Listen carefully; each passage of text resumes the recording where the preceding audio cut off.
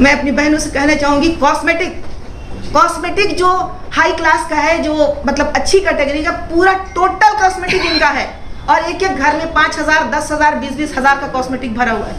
تو اگر ذرہ برابر بھی ہمارے ایمان میں قوت ہے تو ہم ان کاسمیٹک کا بائیکاٹ کر سکتے ہیں. غزہ پٹی پر اسرائیلی حملے میں اب تک 15,000 سے زیادہ فلسطینیوں کی موت ہو چکی ہے. مرنے والوں میں لگ بھگ 7,000 معصوم بچے ہیں. جنگ کے تمام قاعدے قانون کو طاق پر رکھ کر اسرائیل گھروں, اسکولوں, اسپتالوں, ریفیوجی کیمپوں, ایمبولینس, مسجدوں اور گرجا گھروں پر بمباری کر رہا ہے. غزہ پٹی میں معصوم فلسطینیوں پر ہو رہے ظلم کے خلاف دنیا بھر میں احتجاج چل رہا ہے. اسرائیل کی حیوانیت کو روکنے کے لیے اس کے پروڈکٹس کے بائیکاٹ کی مہم بھی چل رہی ہے, جس میں اب کولکاتہ بھی شامل ہو گیا ہے. ہندوستان کے انسانیت پسند لوگ اسرائیل کو فلسطینیوں پر حملہ کرنے سے تو نہیں روک سکتے ہیں, لیکن اس کے پروڈکٹس کا استعمال بند کر اس کی معیشت کو تھوڑا نقصان ضرور پہنچا سکتے ہیں. اسی سوچ کو لے کر کولکاتہ کے لوگوں نے ایک مہم شروع کی ہے. یہ مہم آج سے شروع ہوئی ہے اور 7 دنوں تک چلے گی. ان 7 دنوں میں لوگوں سے اسرائیل اور امریکہ کے 7 پروڈکٹس کا بائیکاٹ کرنے کی اپیل کی گئی ہے. ایک پریس کانفرنس میں بھیم آرمی کے کنہائی داس, سوشل ایکٹیوسٹ تمال مکھرجی, سمیت, تمال چکرورتی, امتیاز احمد ملا, منظر جمیل, شیخ ذکی مدنی, کلکتہ خلافت کمیٹی کے ناصر احمد, جماعت اسلامی ہند کی نیلم غزالہ, پرپل فاؤنڈیشن کی عظمی عالم, پروفیسر ربیع الاسلام, سید عرفان شیر سمیت کولکاتہ کے کئی سماجی اور مذہبی رہنماؤں نے لوگوں سے اپیل کی کہ وہ 7 دنوں میں اسرائیل کے 7 پروڈکٹس کا مکمل بائیکاٹ کریں. اگر آپ کے دلوں میں غزہ پٹی اور وہاں رہ رہے فلسطینیوں کے لیے تھوڑی سی بھی ہمدردی ہے اور آپ اس خون خرابے کو روکنا چاہتے ہیں تو اس مہم میں شامل ہو. نہ صرف خود اسرائیلی پروڈکٹس کا بائیکاٹ کریں بلکہ دوسروں کو بھی اسرائیلی کمپنیوں یا اسے فنڈنگ کرنے والی کمپنیوں کی بنی چیزوں کا استعمال کرنے سے منع کریں. ایسا کر کے ہی آپ فلسطین کے نہتے لوگوں کی مدد کر سکتے ہیں. اس مہم کی سب سے اچھی بات یہ ہے کہ لوگوں کو اسرائیلی پروڈکٹس کے الٹرنیٹ ہندوستان میں بننے والے پروڈکٹس کا استعمال کرنے کی صلاح دی گئی ہے. فی الحال یہ مہم 7 دنوں تک چلائی جائے گی, اس کے بعد اسے اور آگے بڑھایا جائے گا. آئیے سنتے ہیں کہ اس موقع پر تمام لوگوں نے کیا کچھ کہا. دیکھیے, کیمپین تو صرف ہم لوگ نہیں شروع کر رہے ہیں بلکہ انسانیت نے شروع کیا ہے. اور جب یہ جانور صفت اسرائیل جو زائونسٹ یہودی ہیں, ہم عام یہودیوں کی بات نہیں کر رہے ہیں, وہ پیس لونگ ہیں.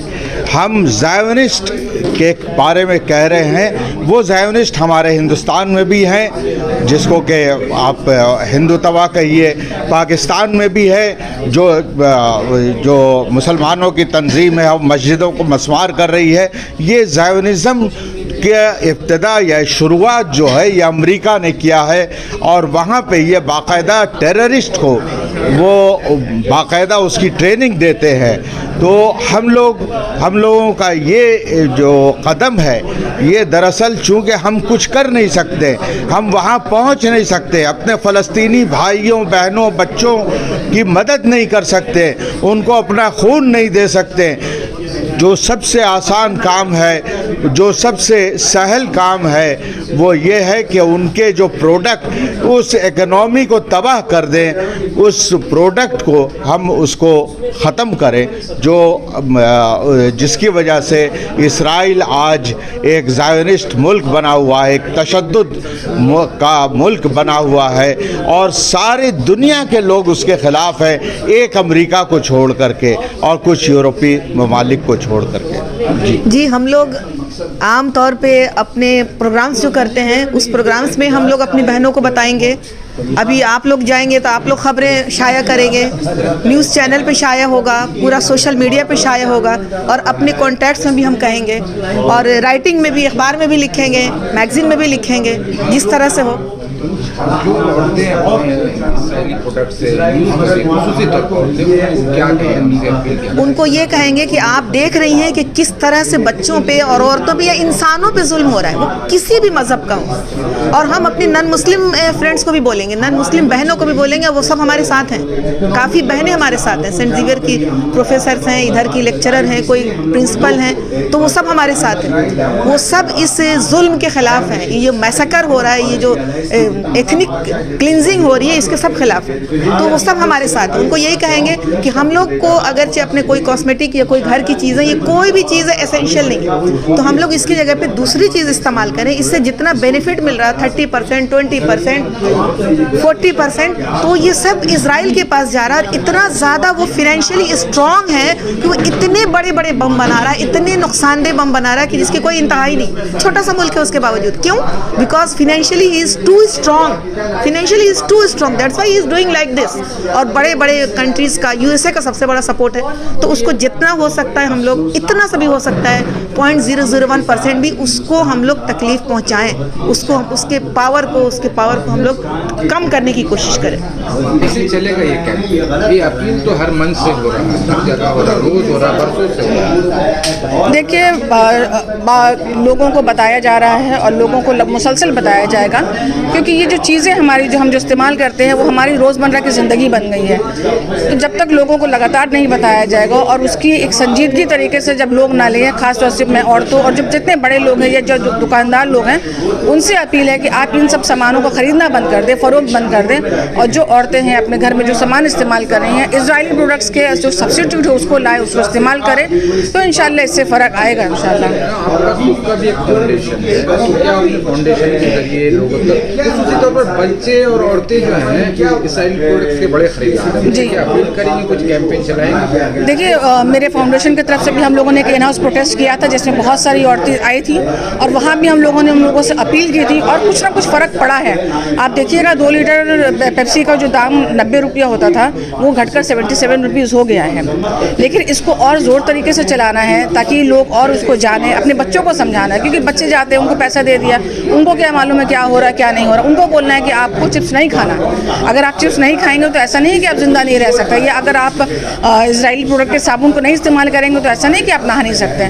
تو ان سب چیزوں کو اور اویئر کرنے کی ضرورت ہے، اور کہیں نہ کہیں فرق تو آئے گا انشاءاللہ، اور آ رہا ہے فرق. جو لوگوں کا جو اپنا کنٹریبیوشن ہے، جو اپنے طاقت سے جو لڑ رہے ہیں وہ لڑ رہے ہیں، لوگ وہ سڑک پہ اتر رہے ہیں، وہ پروٹیسٹ بھی کر رہے ہیں، اور وہ سوشل بائیکاٹ بھی کر رہے ہیں سامانوں کا. اہم موضوع کے اوپر یہ پریس کانفرنس ہو رہی ہے، اور یہ ایک ایسا موضوع ہے جو پوری دنیائے انسانیت سے تعلق رکھتا ہے.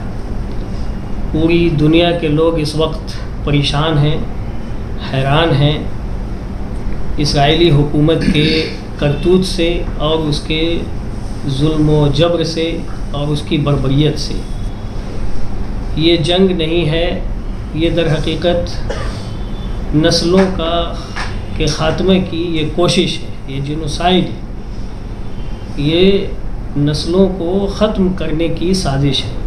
اسرائیلی حکومت در حقیقت یہ جنگ نہیں کر رہی ہے. اگر جنگ ہوتی تو جنگجوؤں کے درمیان جنگ ہوتی ہے، معصوموں کے اوپر بمباری نہیں ہوتی، بچوں اور عورتوں کے اوپر بمباری نہیں ہوتی، ہاسپیٹل اور اسکولز اور سویلینز کو ختم نہیں کیا جاتا. لگاتار پوری دنیا کوشش کر رہی ہے کہ جنگ بندی ہو اور جنگی جرائم کا ارتکاب جو اسرائیلی حکومت کر رہی ہے اس سے وہ پورے طور پر باز آ جائے، کسی طرح سے نقصان پہنچانے کی کوشش کی جائے. حقیقت یہ ہے کہ اس سے کتنا نقصان پہنچے گا اس کی طرف نظر نہ دراتے ہوئے ہمیں یہ کام کرنے کی کوشش کرنی چاہیے کہ ہماری حصہ داری کیا ہو. ہم جو اس ملک میں رہتے ہیں، ہندوستان میں رہتے ہیں، دور میں ہیں، تو ہم کیا کر سکتے ہیں؟ تو سب سے پہلی چیز تو یہ ہے کہ ہم اپنی آواز کو بلند کریں، ہم دعا کا اہتمام کریں ان کے حق میں کہ اللہ رب العالمین کی مدد کرے، اور دنیا سے گزارش کریں، دنیا سے اپیل کریں کہ وہ ان کو اسرائیل کے خلاف کھڑے ہوں. اور تیسری چیز یہ کہ اسرائیلی حکومت کی معیشت کو اگر ہمارے ذریعے سے کسی طرح کا کوئی نقصان پہنچ سکتا ہے تو ہماری اس میں حصہ داری ہونی چاہیے.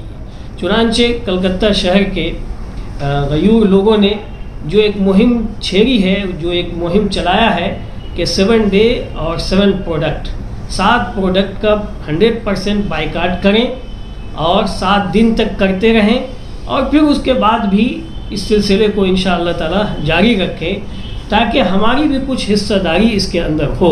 इसलिए मैं ये अपील करूँगा कलकत्ता शहर के ख़ास तौर पे बाशिंदों से, बग़ैर किसी तमीज़ तफरीक मज़हब और दीन के, हिंदू भाई और मुस्लिम जो लोग भी यहाँ बसते हैं, सबसे हमारी ये गुजारिश है कि ये 7 डे 7 प्रोडक्ट की मुहिम का हिस्सा बने और अपनी हिस्सेदारी इसमें रखें और इसके ऊपर अमल करें। कैसे चलेगा ये कैंप? ये कैंपेनिंग जो है हम लोग बहुत तरीक़ों से चला रहे हैं। एक तो ये है कि ऑटो के ज़रिए पूरे कलकत्ते में हमारी अनाउंसमेंट किया जा रहा है। सोशल मीडिया जो फेसबुक है, इंस्टाग्राम है, ट्विटर है, फेसबुक स्टोरी है, व्हाट्सएप है, उसके ज़रिए चलाई जा रही है। तीसरा ये है कि हम लोग जगह जगह इसके लिए स्ट्रीट कॉर्नर्स मीटिंग कर रहे हैं। और चौथा ये है कि मस्जिदों से जो है पम्फलेट बांटा जाएगा। कल कोलकाता के तमाम मस्जिदों में ऐलान कराए जाएंगे, तकरीर होगी फ़लस्तीन के ऊपर और इसराइल का जुल्म के ख़िलाफ़। तो ये सब हमारे हैं। और आप प्रेस कॉन्फ्रेंस और बोलें। मुसलमान जो है इसराइल के खिलाफ में कोई प्रोटेस्ट होता है, बड़ी भीड़ लगा कर आते हैं, लेकिन वही मुसलमान इसराइली प्रोडक्ट भी यूज़ करते हैं। ये दोहरा रवैया क्या कहेंगे? एक्चुअली ये हमारी नादानी है कि हम किसी चीज़ को जो आसान काम होता है उसका हम सिलेक्शन करते हैं, उसको पसंद करते हैं।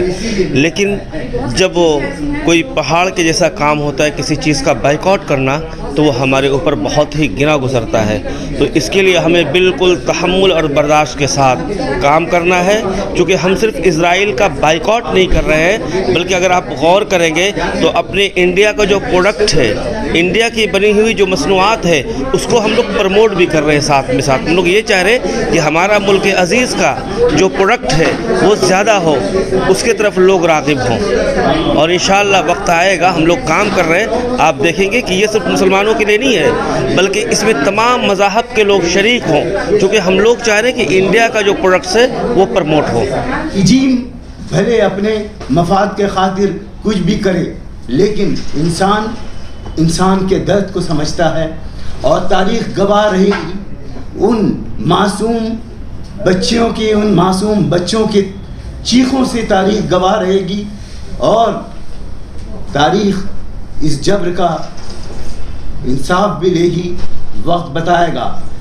और अभी हमारी फौरी मांग ये है कि सीज़ फायर हो। We demand cease fire right now, and we demand that the UN bodies, security council हो, यूनाइटेड नेशन हो, इंटरनेशनल कोर्ट ऑफ जस्टिस हो, they intervene in the matter and stop this. ये जो ethnic cleansing है, ये जो genocide है, इसको फ़ौरन बंद करें। और हम ये भी आवाम से, ये भी अक़वाम आलम से हम ये मांग करते हैं कि आप जिस तरह से सेटलर फोर्स आज गाज़ा को वहाँ से फ़लस्तीनियों को निकाल करके फिर से ऑक्यूपाई करना चाह रहा है उस लैंड को, इसकी नापाक साजिश को नाकाम बनाएं। और इसके लिए हम लोगों ने अपनी एक छोटी सी कोशिश, the concerned citizens of Kolkata, we are a part of the entire. हम लोगों को इंसानियत जोड़ती है, चाहे मुल्क के किसी भी, दुनिया के किसी कोने में रहें, हम लोगों को जोड़ने वाला जो काम करता है वो इंसानियत है। The same brotherhood, universal brotherhood, the fraternity, ये चीज़ है। और इसलिए हम लोगों ने BDS को सपोर्ट करते हुए हमारा पहला कदम अभी ये हुआ है कि 7 days and 7 प्रोडक्ट्स। लेकिन ये यहीं रुकने वाला नहीं है, इंशाअल्लाह हम लोग फिर नेक्स्ट स्टेप हमारा होगा 14 days 14 products, and that will multiply onwards 21 days and 21 products till we give a jolt to the economy of Israel, of the allies of the evil powers, the axis of evils, जिनको है जिन्होंने आज इस तरह से मासूमों को कत्लेआम कर रहे हैं, इनका तो उनको इकोनॉमिक जोड़ देना भी लाजिम है। हम लोगों ने एक छोटी सी कोशिश की है और हम लोग इसका प्रचार करेंगे, सड़कों पे हम लोग निकल रहे हैं, तमाम आवाम से हम लोग रुजू करेंगे और उनसे गुजारिश करेंगे, वी आर नॉट फोर्सिंग। हमने सुना है फिलिस्तीन एक छोटा सा एरिया है 40 किलोमीटर, तो उस पर हमला हो रहा है, कितने सारे मासूम बच्चे और महिलाएं तड़प रहे हैं, उन पर हमला हुआ है, बहुत सारे लोगों की हत्या की गई है और बेरहमी से। तो ये जो एक अंतर्राष्ट्रीय राजनीतिक परिस्थिति पैदा की गई है फ़िलिस्तीन के खिलाफ़, और इज़राइल जिसको कि और भी जितने बुज़ुर्ग हमारी शक्तियां हैं, राजनीतिक शक्तियां, यूएसए बोलिए, यूरोपियन यूनियन बोलिए, सभी सपोर्ट कर रहे हैं। तो ये जो निरीह फ़िलिस्तीनियों पर इस तरह का हमला बेरहमी से, ये हम नहीं मान सकते हैं, क्योंकि ये ह्यूमैनिटी पर एक आक्रमण है और किसी भी तरह इसको रोकना है। This regime economically and socially, this is how we can do something at least to the cause of justice, because injustice has been committed always. History is witness to this, but we all have to together stand strongly against this acts of injustice which is going on and should stop immediately. Thank you. Israel যাতে আক্রান্ত না হয়, এই যুদ্ধ শুরু হওয়ার আগে থেকে আপনারা জানেন যে মার্কিন সরকার এবং ব্রিটেনের নৌবহর সেখানে হাজির হয়ে গেছে, যাতে ইসরায়েলের বর্বরতা যাতে কেউ থামাতে না পারে। তো সারা পৃথিবীর মানুষ, আমেরিকাতে হোক, ইসরায়েলে হোক, গ্রেট ব্রিটেনে হোক, ইউরোপে হোক, এশিয়ার তো সমস্ত দেশ, শুধু ইউএনএতে তো নয়, সারা পৃথিবীর মানুষ এই বৃহৎ শক্তিগুলোর বর্বরতার মুখে দাঁড়িয়ে তাদের প্রতিবাদ করছে যে কোনো অবস্থায় এই যুদ্ধটাকে থামাতে হবে। যেরকমভাবে এর আগের বক্তারা বলছেন, এটা কোনো যুদ্ধ নয়, পারমাণবিক শক্তিধর একটা দেশ আরও দুটো সুপার পাওয়ারকে সাথে নিয়ে একটা 25 লাখ জনগোষ্ঠীকে সে তার বসবাস করার ভূমি থেকে উচ্ছেদ করছে, ধ্বংস করছে। পৃথিবীর মানুষ যেটা করতে পারে, সারা পৃথিবীর মানুষ রাস্তায় নেমে প্রতিবাদ করছে। আমরা ভারতবর্ষেও সেই জিনিসটা করতে চাইছি। এখানে অনেকে বলছেন এবং সত্যিই বলছেন যে এটাতে কতটা ইসরায়েলকে আঘাত করা যাবে, 7টা প্রোডাক্ট 7 দিন, আমরা এটা জানি, হয়তো এটা যথেষ্ট নয়, এরপরে আমরা চলবে। আসলে আমরা যেটা চাইছি যে প্রতিবাদ, সারা পৃথিবীর মানুষ এই যুদ্ধ থামানোর জন্য এনিথিং অর এভরিথিং, যেখানে যতটুকু করা যায় সেটা যাতে আমরা করতে পারি। সরাসরি ইসরায়েলের এবং ইসরায়েলকে পুরোটা দিচ্ছে। এই 7টা প্রোডাক্টকে অন্ততপক্ষে 7 দিন আমরা এই ক্যাম্পেইনটা চালাই, যে 7 দিন আমরা বয়কট করছি, আমরা এই বিডিএস মুভমেন্টের মধ্যে ঢুকছি। এর পরবর্তীতে 7 দিনের পর এখানে আটকে না থেকে আরও আমরা এগিয়ে যাব। এটা হচ্ছে আজকের প্রেস কনফারেন্সের মূল কথা। তার সাথে সামগ্রিকভাবে যে আমরা যে কথাগুলো তুলে ধরছি, একটা দিক আরেকটু আমাদের নজরের মধ্যে আনতে হবে, যে আমাদের নিজেদের দেশ, সেটা একটা কথা এসেছে যে একদম যখন আমরা স্বাধীন হচ্ছি তখন ওরা পরাধীন হচ্ছে প্যালেস্তাইন, এবং সেই সময় থেকে স্বাধীনতার আগের পর্ব থেকে গান্ধীজি থেকে শুরু করে সবাই বারবার এই প্যালেস্টাইনের পক্ষে দাঁড়ানো হয়েছে, এবং সেই অনুযায়ী আমাদের দেশের পররাষ্ট্রনীতি এতদিন ধরে চলেছে।